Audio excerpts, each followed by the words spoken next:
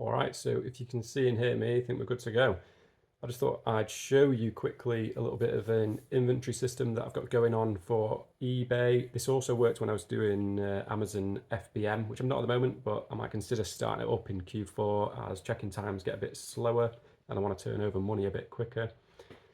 There's not much to say because you can already see it behind me, to be honest, but I won't move the camera. I'll try and do another sort of warehouse tour another time because at the moment I move the camera, the audio goes completely wacko. But yeah, all these are cheap plastic shelves. You can get these for about 20 quid online. I haven't got a link to send you, but honestly, like looking B&M bargains and home bargains, stuff like that, they'll have these in those. They're all linked together as well, so they don't, hopefully don't fall over. In those, I've got these black plastic tubs. They are, I think they're about £1 each. You can get them from loads of places. Sometimes people pay loads more. You really don't need to because you're just dumping stuff in here, hopefully for not very long until it sells. On the tubs, I use my Zebra printer to print off a 4x6 label. You can just scribble on them if you really want. And they go all the way from number 1 somewhere over there maybe, all the way up to about 150. I've also got some empty racking, which might try and show you, where if there's a big box of something that doesn't fit into these tubs, then I can just whack them on the shelf and I've got little labels underneath. Let's say they're about there. So I can just put things on and something in that spot, I know where it is. So what would I do with this number? So on your custom SKU on Amazon, for example, if you're selling via FBM, make your own SKU, it's dead helpful. You can put things like how much you bought it for, where you bought it from. No one else is going to see it, so don't worry about that. And you can put in, well, I put in a number at the end and that tells me exactly where an item is. So on eBay, for example, when something sells, like these things here, hopefully. I've yet to list this product.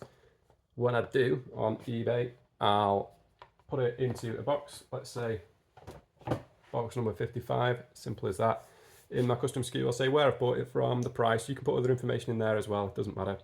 And I'll put at the end 55, and then I know as soon as that sells, it'll come up on my order list and it'll say how much they bought it for, how much I paid for it in the SKU as well, and where it is. So all I have to do is, as simple as that, I go and bag it or put it in a jiffy.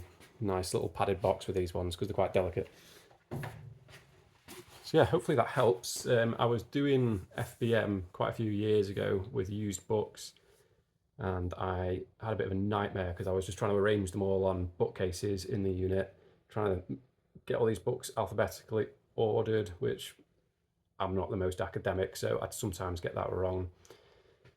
Second to that, you just sometimes put things back in the wrong place or just whack it into a bit of a bookshelf because it fit there, and I'd always be writing notes in the back of my hand saying, oh, remember to update the SKU or whatever.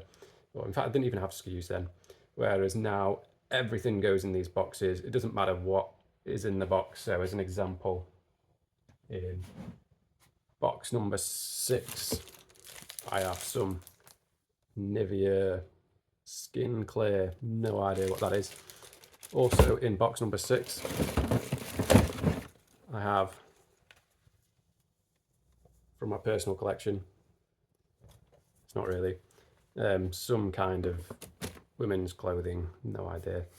So yeah, it doesn't matter, you can mix and match. Obviously with things like that Nivea, I've got it in a poly bag and I've taped the lid so it doesn't leak, but I will sometimes try and be careful not to mix things that, you know, for example, if I've got a pristine white jumper that I'm selling, I'm not going to put in it like a big dirty piece of iron that I'm selling on eBay. Not that I sell dirty pieces of iron, but there is definitely some dirty stuff in this unit. Do try and clean things up though. So hopefully that helps if you're trying to figure out how to organise your warehouse, your garage, your spare bedroom, whatever.